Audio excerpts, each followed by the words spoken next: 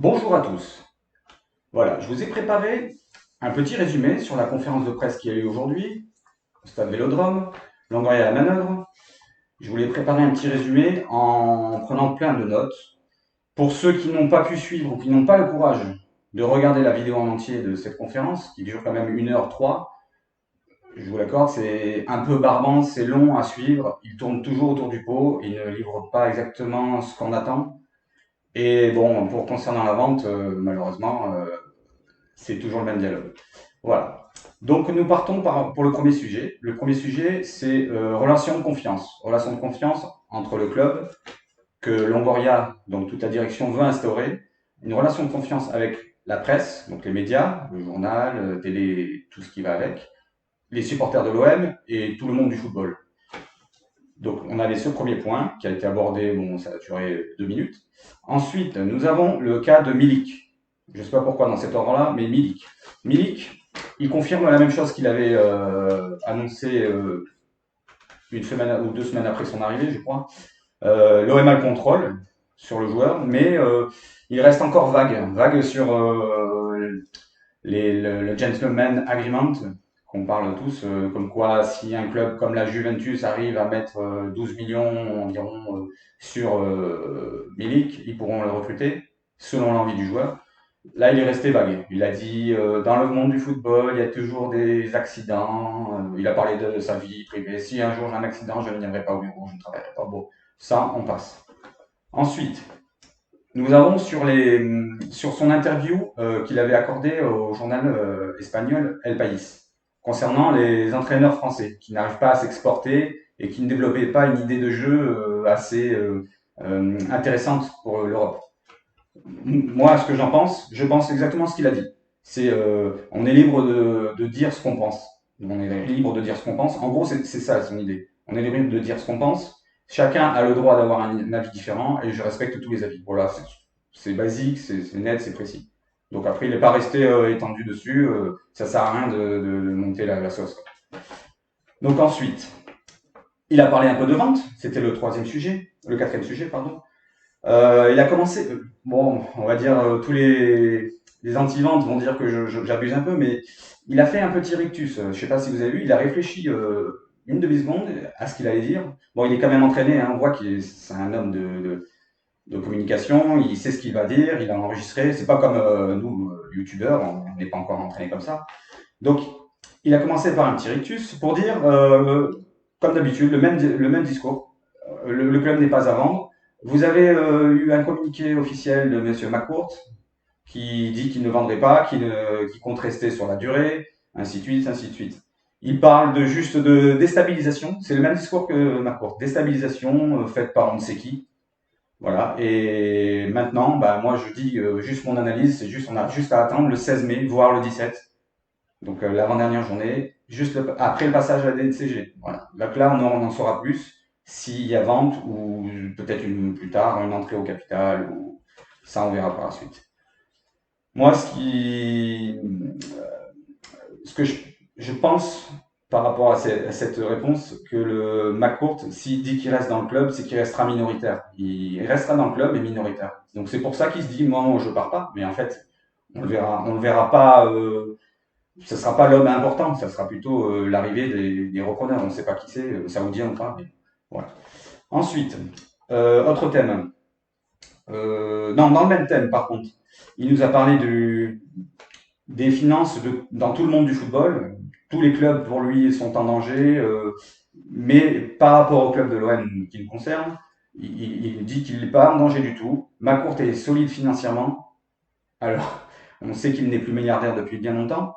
Comment il peut être solide financièrement, assumer le déficit qui est estimé environ à pas loin de moins de 200 millions, plus le mercato qu'il a promis. Je vais vous en parler, il a sorti une somme, bon c'est un exemple, mais il a sorti une somme.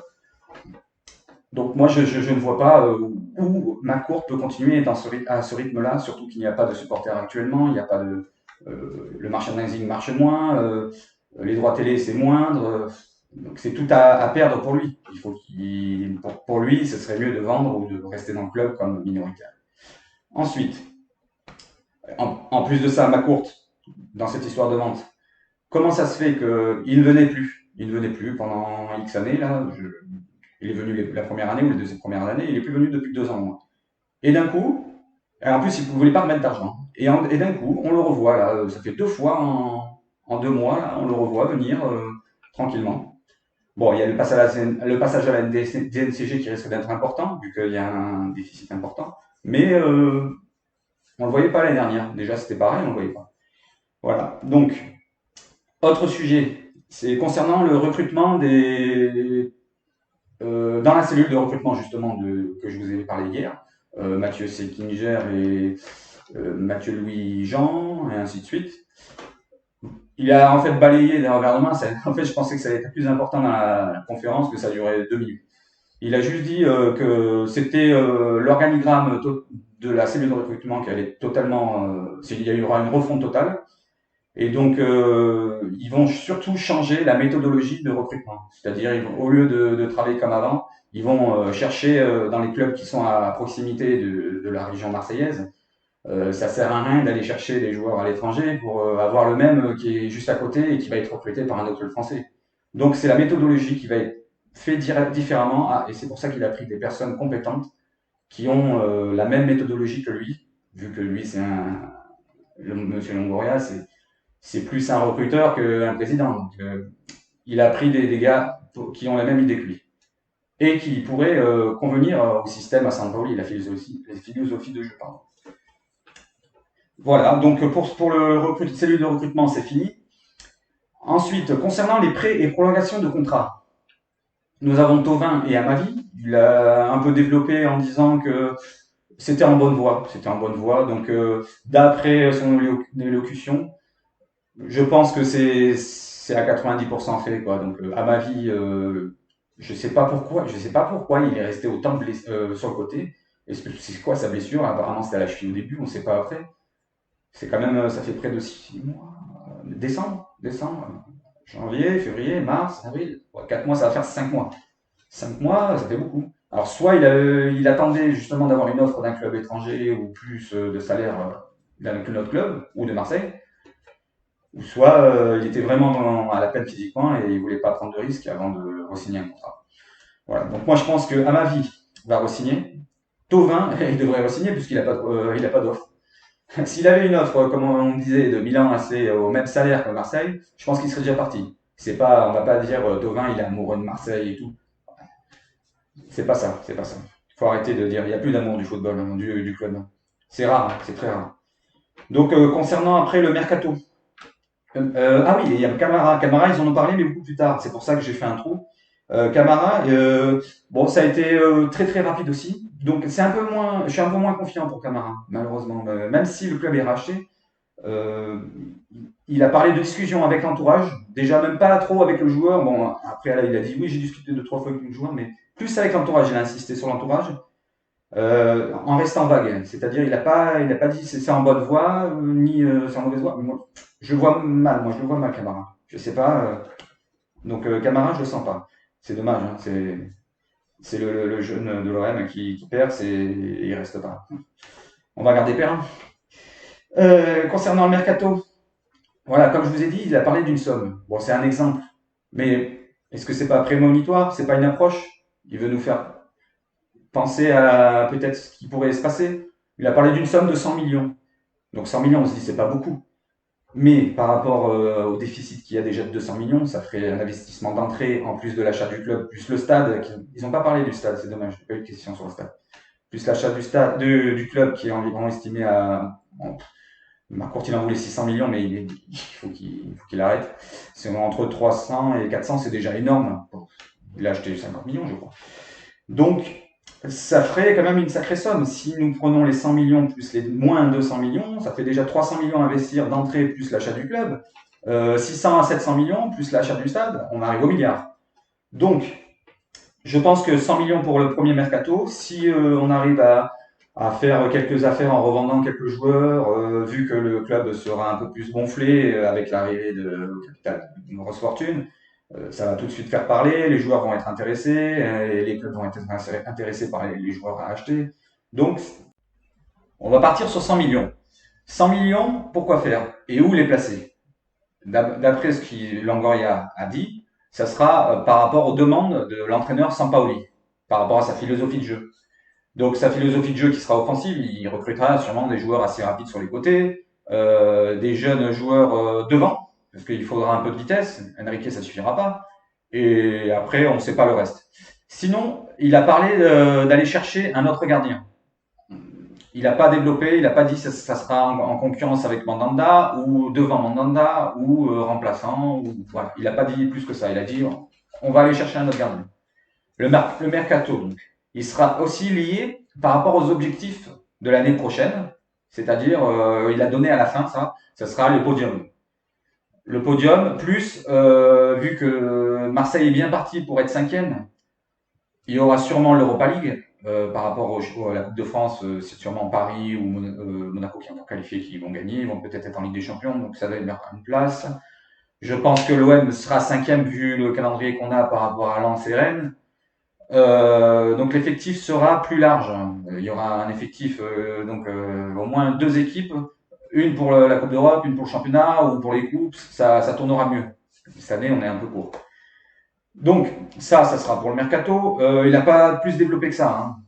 Donc on en saura plus dans les semaines qui vont venir, et j'espère après le 16 mai. Voilà, donc après pour les supporters. Pour les supporters, il a parlé un peu pour les supporters, ça a été rapide. Il a parlé de rester dans la légalité, c'est-à-dire on peut pas, il a parlé, on pouvait pas arrêter les supporters, leur effusion de joie, leur enthousiasme. Euh, Marseille, c'est vraiment une ville de football, donc il y a vraiment de la folie quand les supporters sont en feu. On peut pas les arrêter. Donc on peut pas arrêter ça, mais il faut que ça reste dans la légalité. Il ne veut plus de voir de débordements ou bon, j'appelle ça des accidents. Ce qui s'est passé à la commanderie, c'est un petit phénomène. Et après, bon, c'est tellement monté avec Jacques-Henri Hérault qu'il fallait à un moment qu'il se passe quelque chose. Donc il veut plus de ça. Et après pour les stades, je pense que les fumigènes, ça sera difficile d'en passer maintenant. Donc on verra ça, ce qui va balancer là-dessus dans le futur. Donc après nous avons, il a parlé sur le futur de la Ligue 1. Il y a un projet, une réforme qui a été annoncée. C'est pas l'année prochaine, je crois pas. C'est dans 2-3 ans. C'est pas encore d'actualité tout de suite. C'est passer la Ligue 1 à 18 clubs. Actuellement, nous sommes à 20 clubs. Donc 18 clubs, qui dit 18 clubs, ça fera plus d'argent par rapport aux revenus des droits télé, qui sera plus dispatché pour les plus gros clubs. Donc c'est plus intéressant. Et il y aura moins de matchs parce que Longoria estime qu'il y a beaucoup trop de matchs actuellement dans le football. Moi, je pense que c'est vrai, il a raison. Quand tu vois la Coupe des Champions, il y a 90 ou 95 matchs. Un club doit faire 13 matchs pour arriver à la fin, plus le championnat, plus les coupes nationales, des matchs avec l'équipe nationale. Bah, ça fait des saisons à 60, 70 matchs pour les plus gros joueurs. C'est énorme. C'est énorme. Ça fait un match tous les 5 jours, sans compter les vacances et tout. Donc on peut descendre à un match tous les 4 jours. Voilà, faut enchaîner quand même toute l'année. C'est énorme. Donc il a parlé que l'OM était pour cette réforme qui allait être proposée. Donc la Ligue 1 à 18 clubs.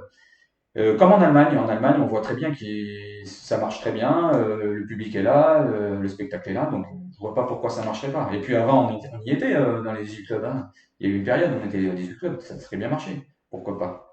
Donc ça, pour l'actualité au futur, donc l'OM est pour. Et il a fini par Lirola et Balerdi. Lirola et Balerdi, c'est en négociation, en cours. Comme il a dit, c'est en cours pour trouver les meilleures offres possibles. Il négocie les prix ou alors il négocie des reprêts, se faire reprêter les joueurs. Mais je pense qu'il négocie les prix. Peut-être Balerdi se faire reprêter parce qu'il n'a pas très bien confirmé par rapport à Lirola qui arrive et c'est une bombe. Donc Lirola, il faut investir tout de suite. Même 12 millions, moi je pense que c'est pas énorme, hein. 12 millions, quand on voit des latéraux, il y en a, je trouve pas de prix là, mais il y a des latéraux qui sont beaucoup plus chers et beaucoup moins bons. Donc ça sert à rien d'aller chercher un autre quand on l'a sous la main à 12 millions. Et essayer peut-être de gratter 1 ou 2 millions, on descend à 10 millions, ça ferait une somme nette. Voilà, mais Lirola, il faut le prendre. Balerdi, moi je suis pour aussi. faut qu'il progresse encore, il faut qu'il ait quelqu'un d'expérience à côté de lui, comme Alvaro, qui lui donne un peu à mon avis, des conseils, il parle la même langue, ça peut matcher. Bon, après, il faudrait quand même un calibre au-dessus qu'Alvaro, hein. Je pense qu'Alvaro, il est bien dans le club pour donner la grinta. On peut le garder dans le club, hein, pour faire tourner dans la défense, mais il faudra un joueur plus dur. J'aurais aimé Godin, mais c'est un peu trop tard. Il arrive un peu à la retraite bientôt. Un joueur comme Godin, c'était le top, quoi. Voilà, donc des joueurs comme ça, un peu d'expérience dans chaque ligne de l'équipe serait intéressant. Donc un défenseur, un milieu et un attaquant. Bon, l'attaquant, on a déjà Milik, si on arrive à le garder, c'est déjà pas mal. Un autre plus jeune qui tournerait autour, voilà, pourquoi pas. Et bah, Almada peut-être, hein, aussi, hein. Là, ils en ont parlé à la fin.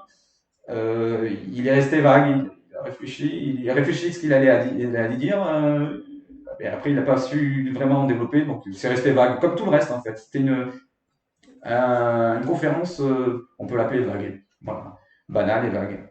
Je vois pas pourquoi ils l'ont fait au Stade Vélodrome et ils ont appelé ça une conférence exceptionnelle. Il n'y a rien d'exceptionnel. Il n'a rien détaillé, il y a rien sorti. On dirait McCourt, le fils à McCourt. Donc voilà, je vais en finir là. L'objectif de la saison prochaine, je vous l'ai dit, donc c'est le podium. Il avait fini par ça, mais je vous l'ai mis avant. Moi, je compte faire une vidéo d'avant-match pour OM Strasbourg et je ferai le débrief juste après le match.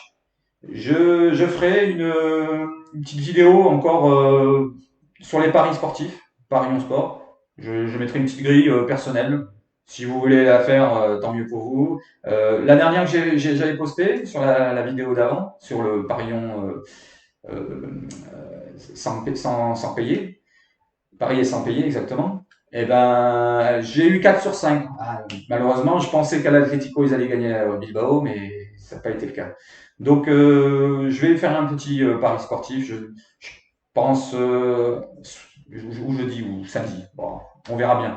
Ça c'est pas urgent. D'abord le web en premier lieu. Et je ferai une actu Ligue 1 lundi normalement. Voilà, je vous souhaite une bonne soirée, à bientôt.